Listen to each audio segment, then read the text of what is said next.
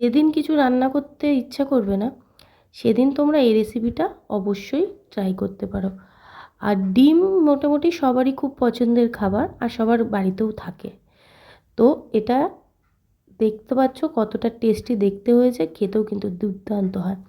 আর সবথেকে এটা খুব সহজে হয়ে যায়, 10 মিনিট সময় লাগে, তার মধ্যে রান্নাটা কমপ্লিট হয়ে যায়। এটা হচ্ছে ডিম তেলানি।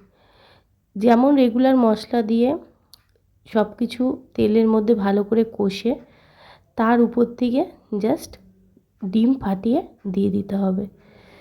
দুর্দান্ত খেতে হয়। আর গ্রেভিটা একটু কষা কষা করে নামাতে হবে, আর সাথে একটু গরম ভাত নিয়ে নিতে হবে। আর কিছু সঙ্গে লাগে না। আর রান্নাটা এত তাড়াতাড়ি হয়ে যায় যে তোমার যদি কোনো বাড়িতে অতিথি চলে আসে, তাকেও তুমি ঝটপট রান্না করে খাওয়াতে পারবে। কেমন লাগলো আজকে রান্নাটা অবশ্যই জানিও। টাটা।